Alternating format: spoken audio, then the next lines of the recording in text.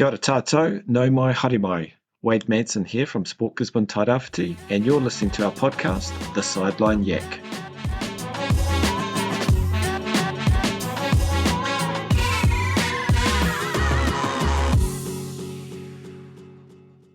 Who would have thought 6 months ago a crazy idea has now come to fruition?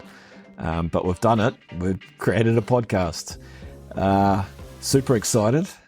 This podcast will showcase local sports experts and their stories. It'll also share the best tips and tricks to make sport more awesome here in Tairāwhiti. Whether you're a coach, an official or a sports parent, this podcast has got you covered with practical advice and insights, and I think will serve as a valuable resource for our community. So hit the share button, whānau, and let's get this message out there far and wide. Kia ora. Today on the show, we're talking to international umpire and local hockey hero Amber Church. Ko manga haumi tōku maunga, ko waipawa tōku awa, ko te atangi a māhaki tōku iwi, ko ngā te wāhe tōku hapu, no te Tairāwhiti ahau, ko Amber Church tōku ingoa. Nō reira, tēnā koutou, tēnā tātou katoa. Amber has umpired over 100 international matches throughout her career. After receiving her international badge in Brazil in 2010, she has gone on to umpire at the Olympic Games, World Cups and the Commonwealth Games, and continues to umpire and mentor at a local and national level. 2022 was a big year for Amber, having officiated at both the Women's Hockey World Cup in Netherlands and Spain and her first Commonwealth Games in Birmingham. She went on to umpire both gold medal final matches. She has won numerous awards over the years, but most notably the International Hockey Federation Umpire of the Year for 2021-2022 and Umpire of the Year at the 2022 Māori Sports Awards. Amber still plays hockey, is a member of the local Paikea women's hockey team, and engages with tamariki and rangatahi through her role as a teacher. Today, Amber will share with us how the love of hockey provides her with enjoyment and connection, how giving back to the sport led her down the officiating pathway. We take a look at how her skill set as a teacher transfers to hockey, and we discuss how a good support network is vital for those that are involved in officiating sport. Me tīmata tātou, let's get started.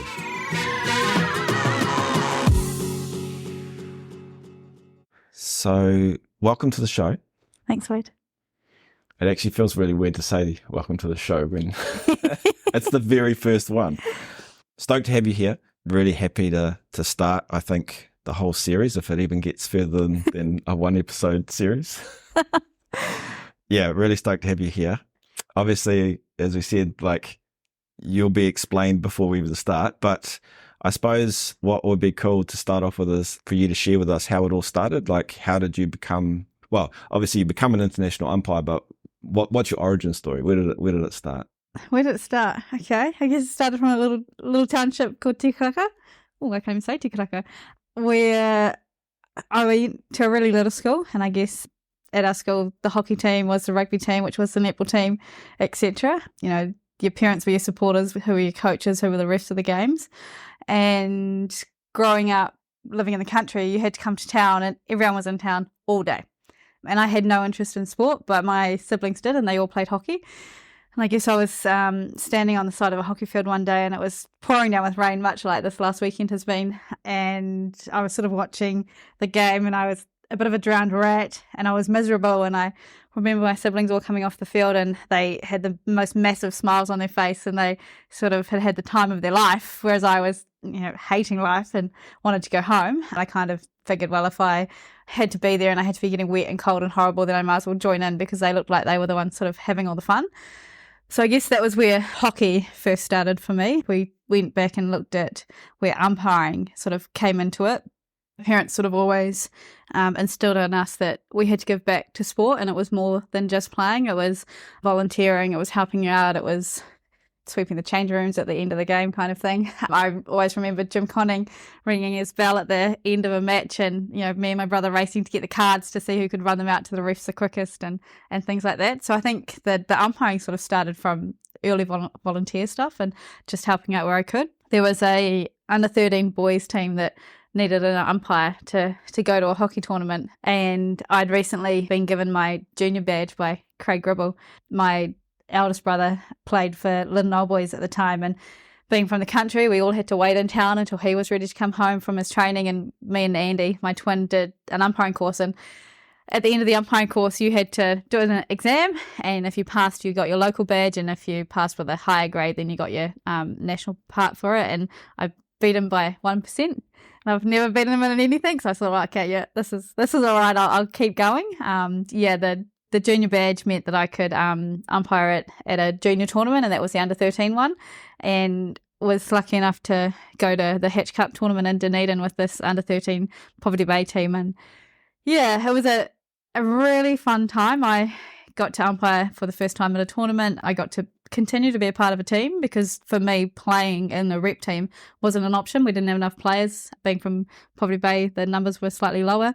So yeah, I got to be a part of this team. We went down on High Marsh bus, travelled all the way down to Dunedin, and all the way back. It was just part of the story, I guess. And so that's where it all started. And so, correct me if I'm wrong, it was like you were umpiring the boys' Hatch Cup, eh? Yeah. I'm probably going to jump around a little bit here with questions and stuff, but interesting to see, like, how did they take that? Were they fine with that, like a girl umpiring the boys' grade? Because I know, like, traditionally it's always been the girls umpire the girls, the boys umpire the boys, and then obviously looking now what FIH has done with the Pro League, and now we're actually seeing female and male umpires umpiring both grades.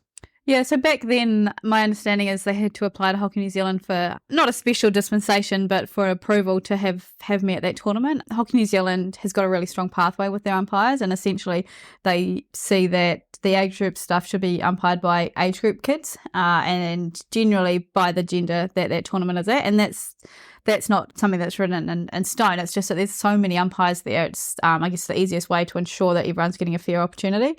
And so for me, I was, I guess, granted permission to go down there, and I loved it. I remember at the end of the tournament, I went straight to Craig Gribble and I was like, let me go down the men's pathway. I was given a resounding no.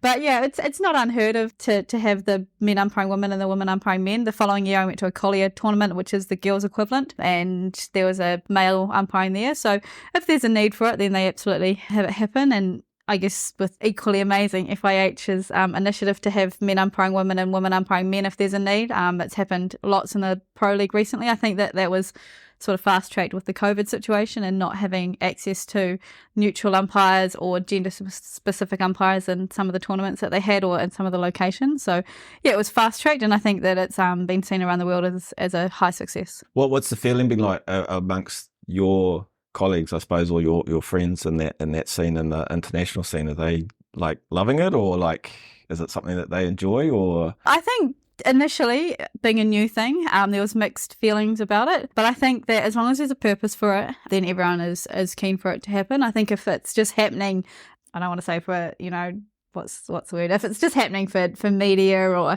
for it to be seen as women are doing the men's games and the men are doing the women's games just as a ploy, then I think that that's not something that we endorse. But I think because it's currently got a need, then it's absolutely something that needs to happen. My opinion is hockey's hockey at the end of the day, and as long as everyone's doing the right thing and having fun, then that's all that matters. No, that's cool. So just going back, okay, we're going to flip way back again. This is how my mind works. It will just go backwards and forwards. Did you only play hockey, or was there anything else? So, like, obviously you played hockey, umpired hockey, but were there any other sports in the mix back when you were younger? Yeah. So I guess if we just stick with hockey for a second, I guess I did every role in hockey. I also coached a team at intermediate. So my twin brother, when we were at high school, we coached the intermediate team. We also started the Lyndon High combo team back when that sort of first got off the ground. So every role in hockey I think I've done. And then I don't want to say I was a cricket player, but I dabbled in cricket. I played football for a number of years. Yeah, I guess I tried my hand at most sports just to, I don't know, you enjoy hanging out with your mates, and it helps to keep you fit, and, fitter people are healthier people, and it's good for your well-being and just gives you a connection with different people. So, yeah, I think most sports I gave a go. And then fast forward, okay, to your international career. When did you sort of decide that you wanted to be an international umpire? Like when did it get to that point where it was just like, this is more than what I probably want, or I need more, or like what was the I suppose the the trigger that went, yep, we're away? I've thought about this quite a bit, and I don't know if there was one instance where I was like, okay, this is something that I want to do. I think it kind of crept up on me a little bit. I remember a national seniors tournament, which at the time was the sort of tournament below our National Hockey League, where I umpired that. And I remember my umpires managers saying, oh, you know, all the best for National Hockey League next year. You'll absolutely be there. And I remember thinking at the time, not a chance. We've got some of the best umpires in the world in New Zealand umpiring at the tournament, and there's no way little old Amber from Gisborne is going to make that next year, let alone sort of in the next 5 years. And that same umpires manager had taken me for a coaching clinic where officials were invited to a New Zealand under-18 clinic, and she'd said, map out your next 10 years. And I think I was 2 years into that 10-year plan, and at the end of the 10-year plan was National Hockey League. And so I remember thinking to myself, oh, nah, not happening. And so I think at the time that was a bit of an indication that actually, I could go places. And then my first National Hockey League was in Christchurch, and yeah, it was a great place to be, and the group was really welcoming, and I really liked the connection that you made with people. And so I think that was, again, another point where I was like, I really like being here, and this is somewhere that I want to stay. And then in 2009, I went to Fiji, and I did a tournament there, and that was my first sort of experience of hockey outside New Zealand. And that, I think, as well, sort of hammered home for me that there's opportunity outside of New Zealand if you want to work hard and you want to do it. So yeah, I think those were sort of some of the key times where I was like, oh yeah, okay, this is actually something that you can do, and you can go places. And then I got my first international appointment where I got my international badge, which was in Rio de Janeiro in 2010. And interestingly, I think maybe 6 of the people at that tournament were at the recent World Cup with me. And so that was where it started for me and for them, and to do a full circle and reconnect with a lot of those people. I guess it's just what I really like about the sport is, while hockey is amazing and it's an incredible sport to be a part of, it's just the tool that we have to make those connections with people. So just going back to that first Olympics, can you share with the listeners, like, what were the feelings? It must have been huge, like, to be at your first Olympic umpiring on the international stage. A little bit unreal, to be honest. The Rio Olympics will always be pretty special for me. The connection for me between my first international tournament being there and then going back for the Olympics, you could see the location of where the turf was that I was umpiring in for my first sort of international experience, and now what it looked like for the Rio Olympics and all the hard work that they'd done to make that happen. And even they'd just been announced as having the Rio Olympics when I first went there in 2010. And so a lot of the people that were involved in that tournament had already sort of been earmarked as people that they would like to have involved in the Rio Olympics. And in that first tournament, the tournament stopped for 3 days. There was a natural disaster. There was a number of lives that were lost and things like that. And to have the connection between what we did at that tournament, because we went out into the community and helped rebuild some of the villages and things like that, to then go back 6 years later and see how far a number of those people had come and what their roles were within the sport, for me was so much more than just hockey. It was the connection between, I guess, the present and the future and what their goals were. And I mean, for some of them, that was their livelihood for 6 years. That's what they dreamed of. And I'd absolutely dreamed of the Olympics, but to see how far those people had come and the work that they'd put in reminded me of everything I'd also done. I was lucky enough to share that Olympics with a number of New Zealanders as well that had sort of been on that journey with me. And there were lots of people that had worked really hard, but I felt like I'd worked extra hard to get there. I remember Craig Gribble talking to some of the media people there and talking about how, yes, the players have stories and there's lots of incredible stories out there for you to share, but actually our officials have stories to share. And I cringe at the memory, but he, I guess, told my story of coming from Gisborne, being appointed to the Rio Olympics, having umpired on grass, and we'd only had a turf for 6 months, and that all of my hockey had been on grass. And if people say that you need to have flash facilities and the access to every resource under the table to be any good, well, actually, that's not the case at all. It's hard work and, I guess, doing what it is that you can with the resources that you do have that makes a difference. Yeah. And I think there's something you touched on in there that's quite interesting around, like, that the officials have stories as well, because we hear a lot about athletes and like the coaches and all that sort of stuff and like the ones that have got there, but like is such a crucial part of the game or like what's happening in front of you. What are the feelings around that in terms of like, is it frustrating that sometimes put to the side and it's more the athletes and the teams that are being more focused on? I guess it's no different. Let's say your role as a coach. Coach is probably in a similar situation where it's the players that get the attention and the coaches are the ones sort of doing a lot of the work behind the scenes, but as soon as something goes wrong, it's the coach that people go to as well, to have questions answered. And I think sport's come a long way. I'd say probably 10 years ago, players were at the forefront and that is where all the attention was. But I think everyone now sees that actually there are so many moving cogs to our game of sport and that everyone has an important role to play. And I personally don't see any of the roles any more or less important. I just see them as being different. For me, and it's been an approach of mine throughout my, I don't want to say career, but career, you've got to control what you can and forget about what you can't control. And I can't control the perception of other people and the perception of how important different people are. I know the hard work that I put in. I know what I want out of the sport and where I want to go. And as long as I'm focusing on what I can control, I forget about the other things. I guess I'm also not the type of person that likes the limelight and the attention on me. Thanks for the attention being on me, Wade. So yeah, I guess things have changed. There's definitely people who within the role of officiating have really stepped up and I guess taken on a role of trying to enhance the profile of officials, and some people like that, some people don't, and I guess we've all got our own preferences. Something I just heard you say in there around what you want out of the game. What do you want out of the game? Tough question, right? Enjoyment. Yeah, I really want enjoyment. I do it for enjoyment. I think something I try to really get people to understand, in particular, like we go back to what you're saying about officials being, copping a bit of flack if things don't go right or anything like that. I genuinely believe that everyone goes out there to do their best. No one goes out there to do a bad job. Even if we look at our club competition, I don't think there's anyone out there that is going out to do a bad job, to make the wrong decision. And I think that what I want people to remember is actually they're either doing it because there is no other option. It's their turn that they're rostered on to umpire and they can't afford to pay someone to do it, or they can't get a volunteer to do it for them. There's no other option. They want the game to go ahead and they can't afford to pay the fine if they can't umpire it. So they go out there and, again, try their best. Or people actually enjoy doing it and they're going out there to enjoy the game. And for me, that's a big part of it, is I just enjoy it and I want our sport to be better. And if I can contribute to that, then that's what I'm going to do. It has added benefits like, the exercise is good for me.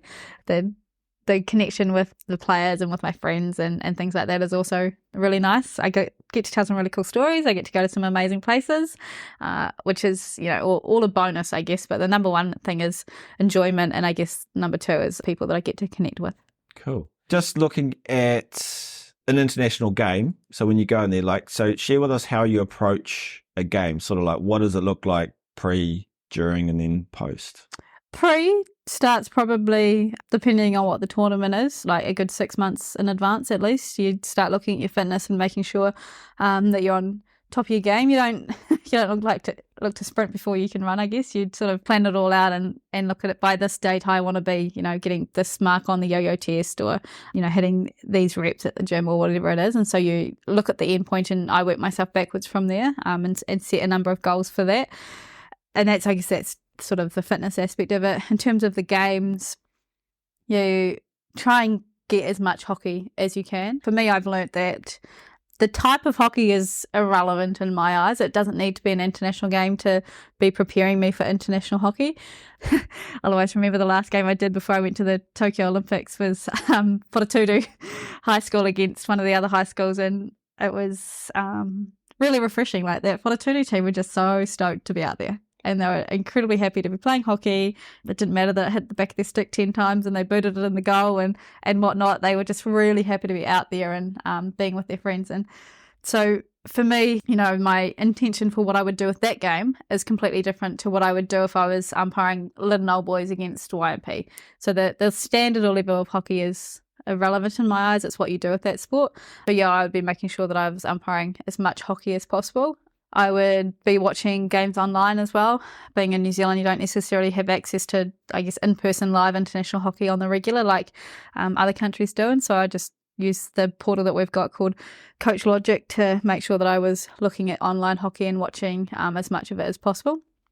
And then I guess once you get to tournament, you sort of arrive 3 days in advance, and that is spent with your umpires, managers and your TD, and you go through briefings and whatnot, just trying to get everyone on the same page. And I think this is where umpires are unique. So a coach has access to their team generally in the build up to a tournament, and whether that's for 6 weeks, if it's for 6 months, 12 months, whatever it is, they select their team and they have access to their team in person in the build up to a tournament.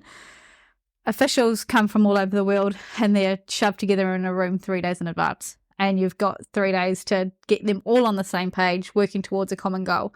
And don't get me wrong, we're doing online meetings in the build up to it and all that sort of stuff, and doing a lot of work prior to make sure we do have that connection and are all on the same page. But in terms of being there together, which you can't beat being in the same room to sort of do some of that stuff, that's 3 days in advance. So you've got a very short amount of time to make sure you're all up to speed, I guess. And so there's briefings that you do on that. You watch video clips, you watch hockey games, you do interactive activities, and then, you get your appointment and then you go from there, I guess. And I think for me, when I get an appointment to a match, straight away I have conversations with people that I know that have umpired those teams in the past, just some of the things that they've noticed happen, some of the structures that they play, what it is that they look to do at different sort of times in the game. And that's not so that you get preconceived ideas, that's just to build your awareness and potentially change your positioning based on what's happening on the field, just so that you can get the right decision at the time for the game, I guess. And that's all, as umpires, that's all we ever want, is to try and get the right decision. And then from there, I guess you go out and you umpire the game. Ideally, you do a really good job. But even if you don't, the process for me is exactly the same at the end. At the end, I then look to build and reflect on what it is that happened. If the game did go really well, why? What is it that I did in that game or in the build up to the game that meant the outcome was a really positive one? If it didn't go so well, again, why? What is it that I need to work on? What do I need to build on? What happened in the game? What was happening that I didn't identify, that I didn't action, so that I can make sure that when I'm, I guess, faced with that in the next game, I actually react in a different way.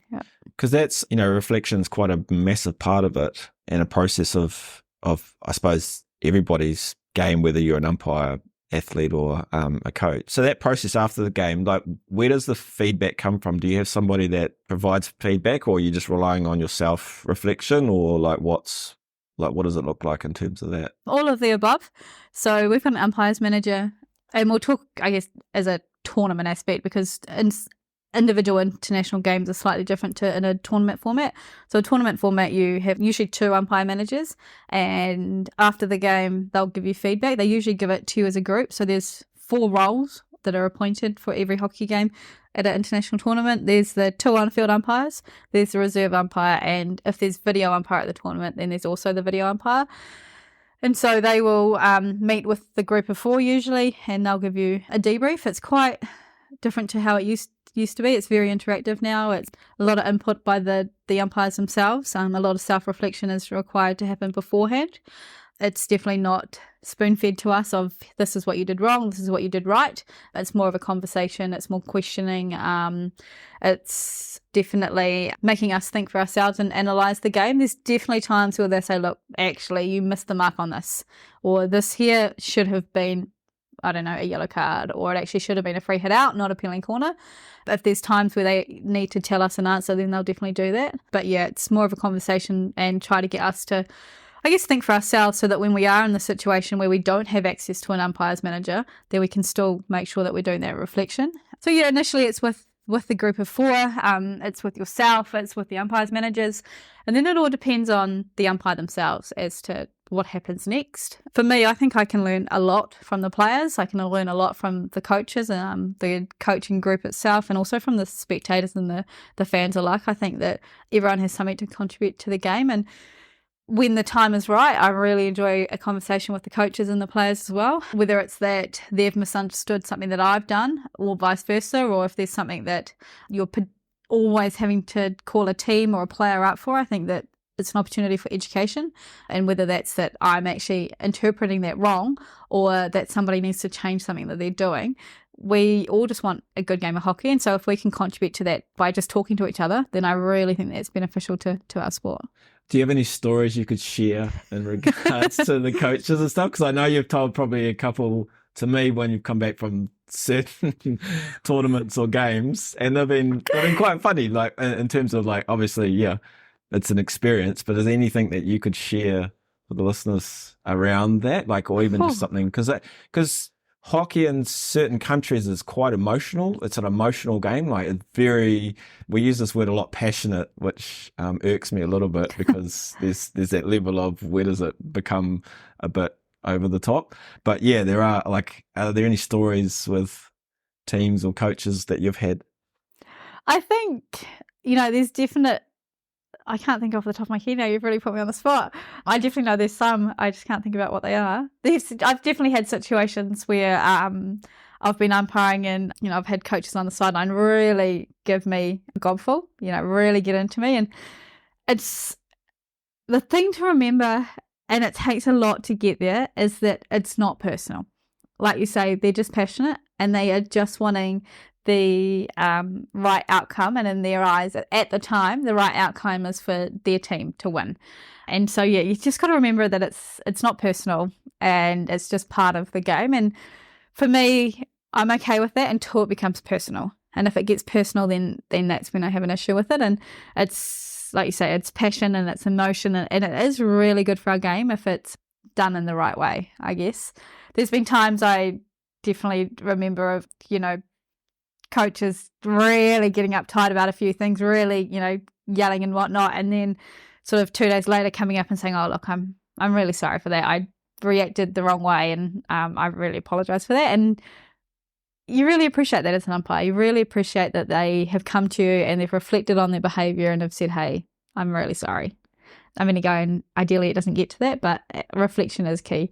I think one that really, I guess, hammered home for me, connection and the importance of building relationships. At the recent World Cup in Spain, I had the unfortunate situation of getting COVID for the first time while I was there, and I missed the first 8 days of the World Cup. And when you work so hard for something for so long and essentially it's taken away with something that was out of your control, it was really difficult, and it was really hard. I had to, I guess, sit in a room by myself for, it ended up being 11 days, but it was 8 days of the World Cup. And the first game back, I remember Japan was playing, and Jude, who coached New Zealand for a number of years, and I'd had a number of conversations with him, and he'd been around the Black Sticks for a very similar time for what I'd been sort of on the international scene. And he'd come up and he said, "Oh, look, all the best. It's really good to see you here, and it's good to see you out and about." And I said, "Oh, fingers crossed it goes right, Jude. I sort of apologise in advance if things aren't great." Sort of a bit of tongue in cheek, and we have a good relationship. We can have a bit of a joke with him, and he got really serious really quickly, and he said, "Hey, look, it actually doesn't matter. Go out there, enjoy yourself, and everything will be fine. Just really happy to see you here." Which for me was really nice to know that actually, yes, it is a World Cup. Yes, they want to win, they want the outcome to go in their favour, but actually we're all humans at the end of the day, and the fact that we get to be there and enjoy it is actually, I guess, the priority. So yeah, that was a really nice moment for me, and I think it was the second person I'd seen out of COVID other than the umpires around me, so to see a friendly face was really nice. It's a nice story. He's a nice man. So yeah. So just moving around that athlete umpire interaction, and we sort of like touched on that around that pre-game, like around researching teams and players, but not necessarily just obviously having a preconceived idea of what they're going to do. It's just more to help you in terms of your umpiring. Like, how important is an official to sport, or how much does the umpiring experience relate to the player's experience? Tough question. I think if I was to put myself in a player's shoe, which I mean, I still play, as you know. Play, yep. You're still a player.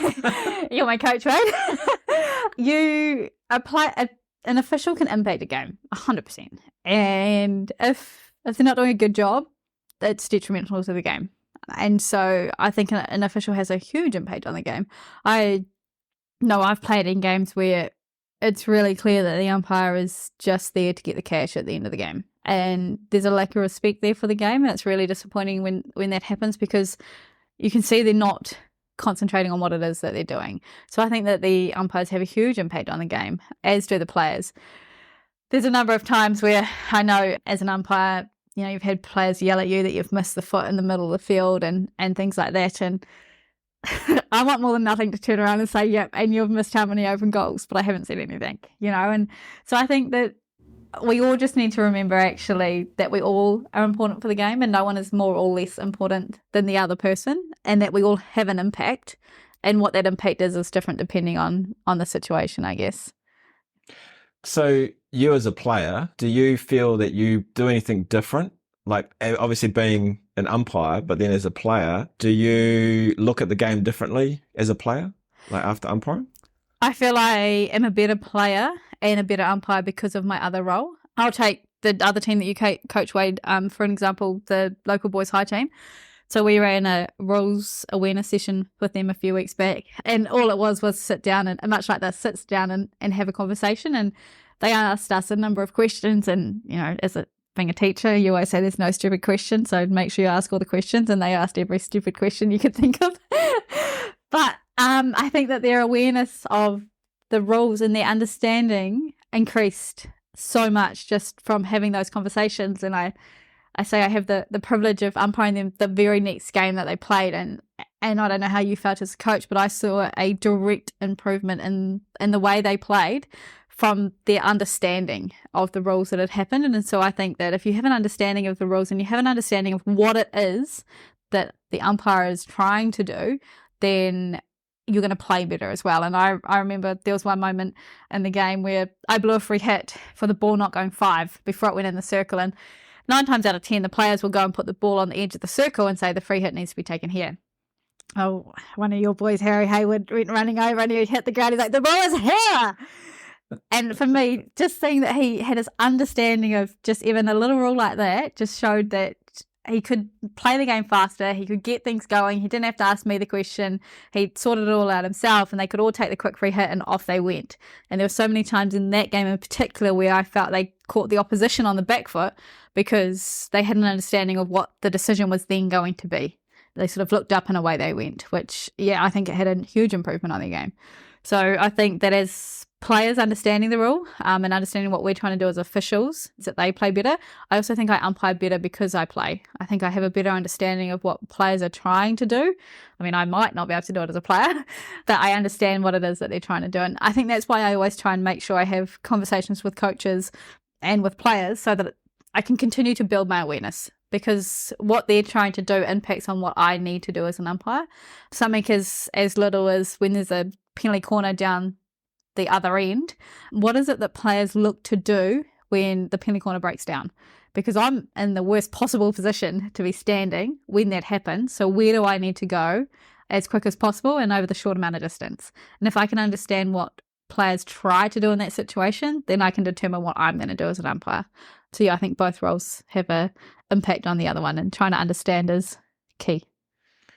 I can definitely say from first-hand experience with the boys, going through that chat like we're doing now, just the discussion around the rules has had a huge impact on them. And I can't stress enough, like for whoever's listening to this, if you're in any code, to be able to have those sessions with referees, umpires is huge. The boys now do not even say much around an umpire when they come off. They're just more concerned around what they're doing in the game, how they're playing, what strategies they can be doing to become better. Whereas I could say probably beforehand, they were probably coming off and going, oh, the umpire missed this, the umpire missed that. But after that session with you and Joe Cumming, it's made a huge difference. And as I say, I can't stress enough, like everybody out there should just go and get a club or your team and just get a referee in and just chat about different things.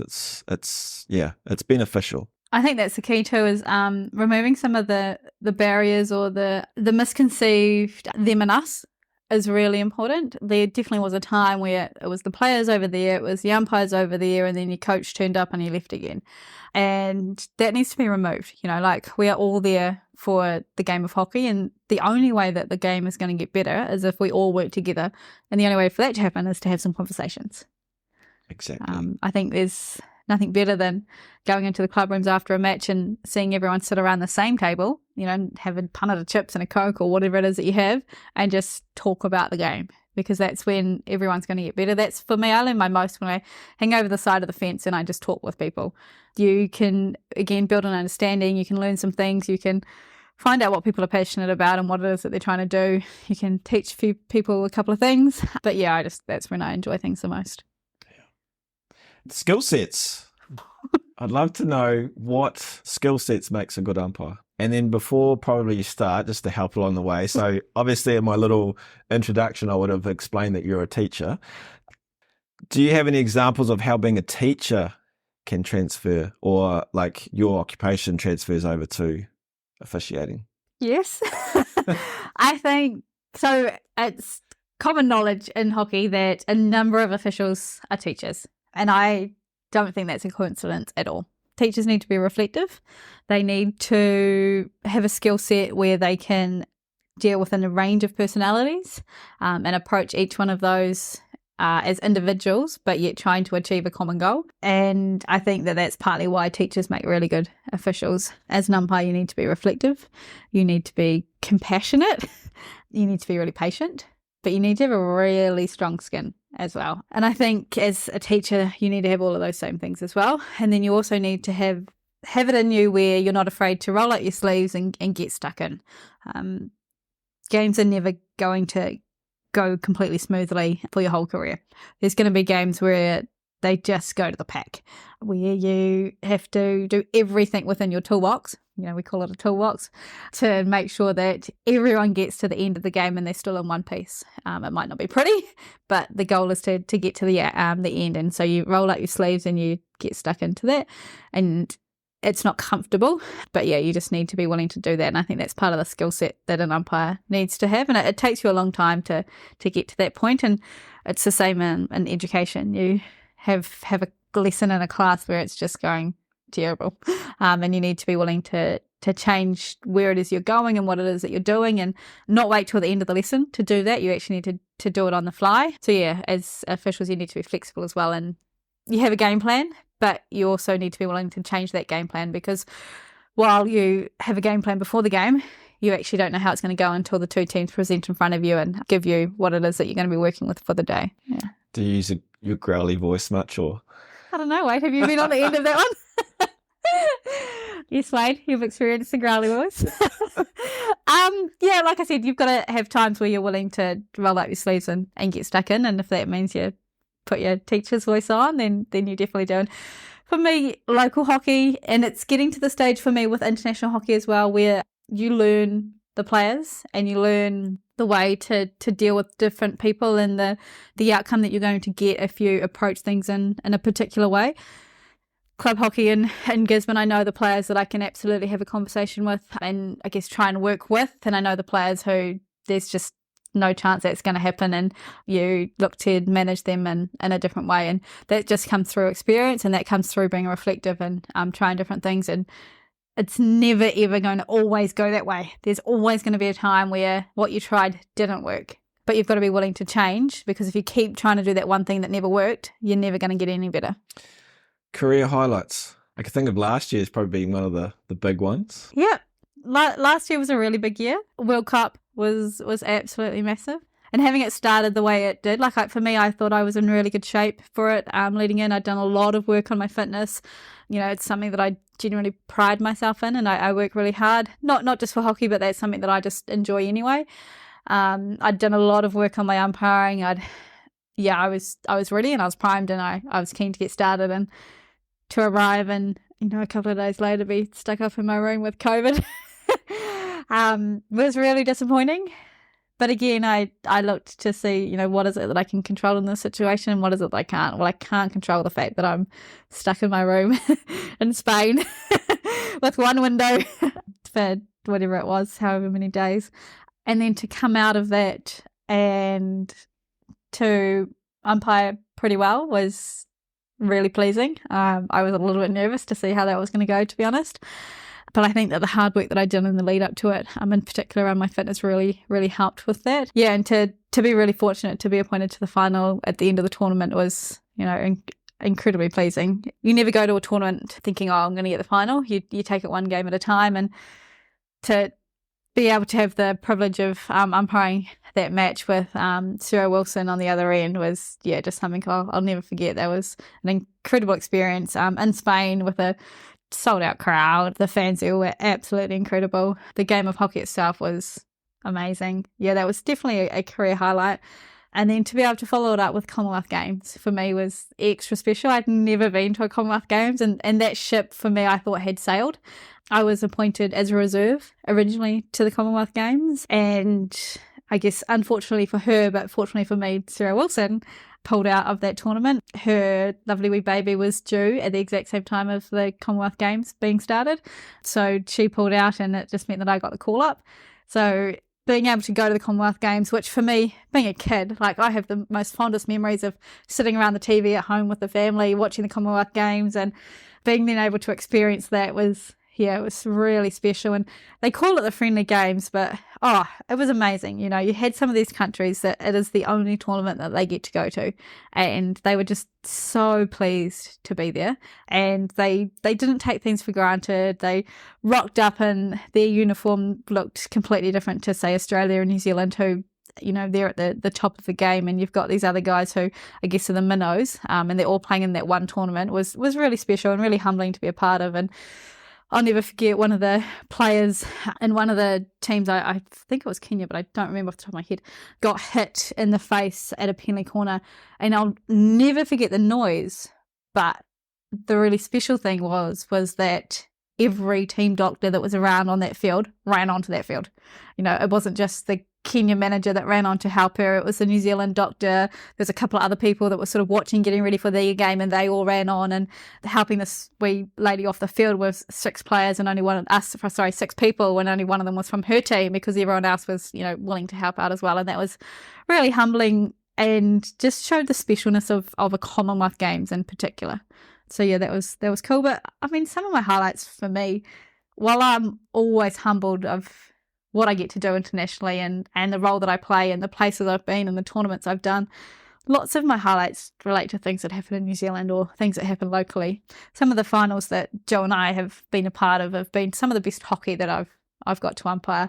Being part of the Māori tournament that was here in Gisborne a few years ago, and umpiring that final with Henry Mohi, who, you know, umpires lots of our local stuff, and to umpire that final with him, and then for it to go to a shootout and to have him experience some of that stuff that Joe and I in particular have experienced, and I guess the highs of a game like that. And he was just buzzing when he came off that, and so to experience that with him was really cool. Yeah, so lots of the local stuff for me is a highlight, or seeing the boys, high boys, and the impact that it had on their game. For me, that's the things that really show that what I'm doing as an umpire is actually making a real difference. Or, you know, having some of the kids come up to me and be like, "Oh, I saw you on TV, Russ. That was really cool." Or I had a kid that came and said, "Can we all be an umpire? Can anyone do that? I want to do that."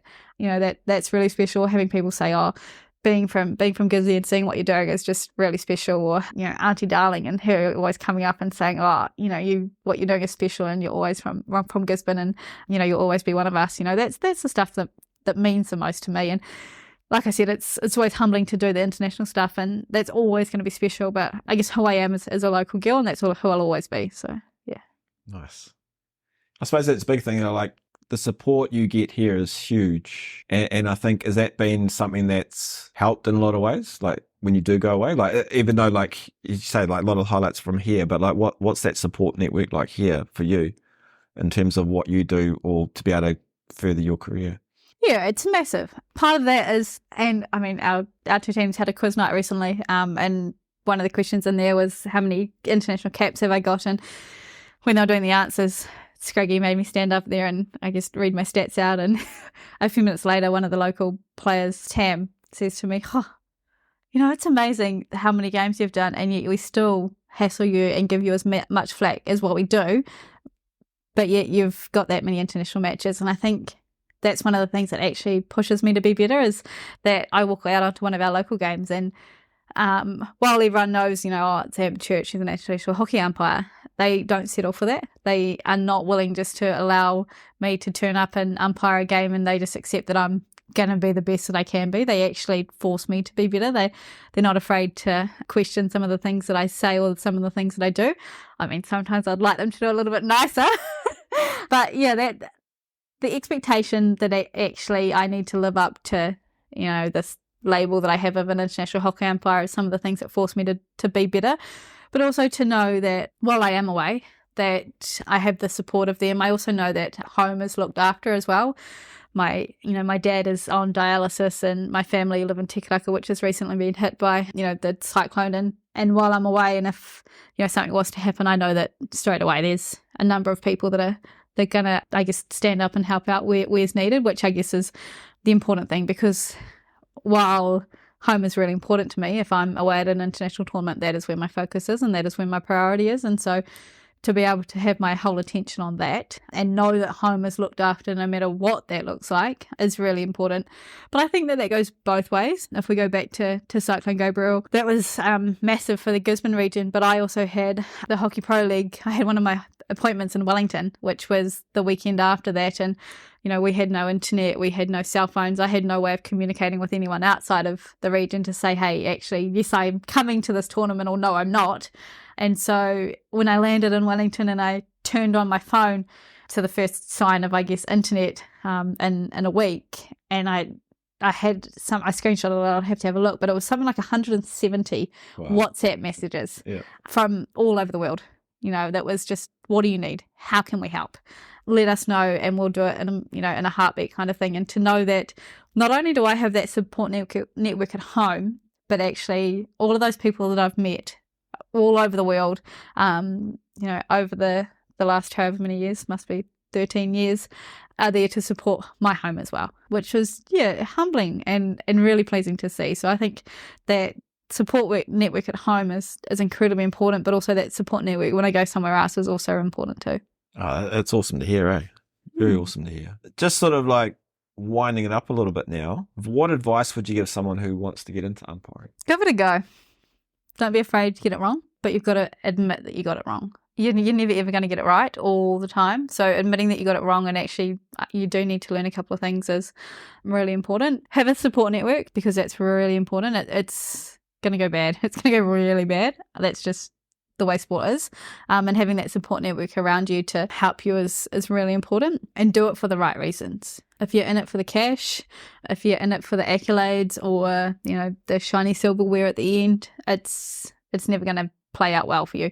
Yeah, it's really nice to have some of that stuff, but if that's the only reason you're doing it, it's not going to end well. So yeah, do it for the right reasons and just take the first step. There's so many people that would make incredible umpires or officials, and they're just afraid to take that first step and then take the second step, because sometimes the first step doesn't go too well. Yeah, because I think like when you talk about the support network, do you think like when someone first goes into umpiring or officiating, we're relying on the code to be put in that bubble around the person, or like are you saying that the person that wants to do it needs to find, like realistically, we're looking at the code, aren't we? It needs to be able to support those around them. I think it's a combination of factors. I think the code needs to be better. I think all of our codes need to be better. If we go back to what I said a while ago around no one goes out to do a bad job. And I think that as a code, we need to remember that. We need to, I don't want to say put a bubble around people, because they need to have a bit of a thick skin. They need to be able to take some criticism. The thing that I always come back to is not the fact that people ask a question or they have something to say to you. It's all about how that comes and the way that that's said. So I think that, like you say, the code needs to be better. We need to have a code of conduct, but the code of conduct is useless if we don't enforce it. So we also need to be enforcing that. I think as clubs that we need to be having a bit of accountability to our players, to our coaching staff, to our supporters around the way they conduct themselves. But also our associations, and I mean this for all codes, need to make sure that they're implementing some of the things that they want to see. It's all well and good for all of us, not just our codes, but for all of us to sit around and say, oh, this is what we want. But actually we need to practice what we preach. We need to make sure that, if we're playing a game and we see things that we don't agree with, that we actually need to sort of stand up and say something. And whether that's a wee note on the card, whether that is an email to the association, we need to make sure that we're creating a product that we can be proud of. And I always bring it back to my nieces and nephews. Is this something that I would be comfortable my nieces and nephews witnessing or hearing? And if I'm not okay with that, then we've got a problem. But I also think that as individuals, we have a responsibility to make sure we're also creating our own support network. So obviously for me, that starts with family straight away. And I guess that's looking after me as a person personally, but then I guess through hockey I also have a support network as well. My first protocol always is Joe Cumming, straight away. And whether that's that I haven't had a good game, or I wanted to look at a clip, or I just wanted to listen, or I wanted to tell me, actually, you stuffed that one up and you got that one wrong. She's always my voice of reason. And I mean, I'll forever be thankful that she's that person. I'm fortunate she's experienced international hockey as well. So she knows where I'm coming from. She knows some of the things that I'm going through. But also my support network looks, beyond that. It's you as a coach, it's some of the players, it's some of the colleagues at school as well, who I don't want to say treat you like a normal person, because I am a normal person, but, bring you back down to earth when you need it. It's needed where, you come back from an international tournament, let's take the Commonwealth Games and the World Cup, that were right after each other, and then you go back into school and, the very first thing someone does is take the mickey out of you and, just remind you that, you're back in Gizzy and actually you still got to do your job just like everyone else does. So, yeah, making sure that you've got people around you that are going to do what they need to and that you're willing to talk to them. And the key thing to remember too is your support network is absolutely useless unless you're going to use them. So you've got to talk to them, whether it's that you've had a great game or you've really struggling with a few things. If you don't reach out and have a conversation, then you're just going to get into a world of pain, and it's a vicious cycle to be in, and it can be really lonely. So if you don't use them, then it's useless having them in the first place. I think that's great advice. Like that support network, it's massive, and it's like comes in all aspects, like coaching or as a player, to be able to talk, to be able to reflect. Just it helps in the long run. Right, couple questions just to finish off. How has failure or apparent failure set you up for later success? I guess it makes you hungry to be better. I always look to. It came from a coach, actually, a basketball coach, when I was down in Palmerston North at university, and he had a theory with his players around better than before. So to always approach a game or a situation to be better than before. So your second half had to be better than your first half, and whether that was that you shot 6 points in your first half and you needed to get 8 points in your second half, then so be it. And so for me, one of mine is better than before. So if I've had a game where things didn't quite go right, or I missed that, we call it the situation that was sort of right in front of you and it was a gift on a platter and you didn't take it. If I missed that in the first game, then get the next one and don't miss that one. And I guess that's how I look to set myself up for successes, to always just build on things. And while we might see it as failure or as a mistake, there's always a learning opportunity. And if we can learn from it, then we're always going to go forward. Look at why it happened, how it happened, what are you going to do different about that, and then go forward from there. And you might not have all the answers yourself. You might have to go to someone and say, help. I actually just don't know what happened here. I don't know what went wrong. Can you help me out here? Because you're never going to have the answers yourself. You might like to think you do, but it doesn't matter how experienced you are. You're always going to need the input of other people. Nice. I like that better than before. Something that I'll probably take into my game. I should probably apply it as a player more often than I currently do. And finally, before we sign off, what does the value of sport mean to you? Yeah, this is a tough one. I've been thinking about it. I mean, you gave me a heads up about it.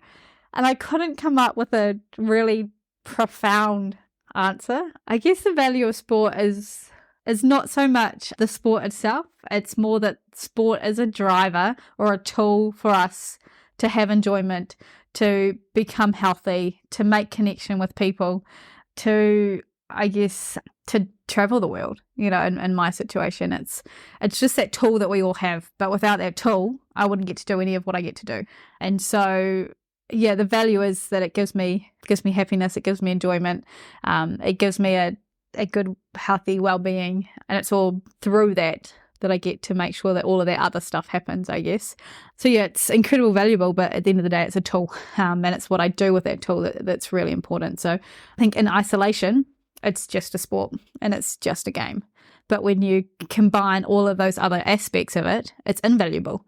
You couldn't put a price on it. But in isolation, it's worthless. Yeah, I don't know if that's the answer that you wanted. Sorry, Wade. No, it's great. It's a perfect place to finish up. Thank you very much for your time. It's been a long time coming. I think this has been months. We've been trying to sit down and have a chat. It did take some convincing, though, Wade.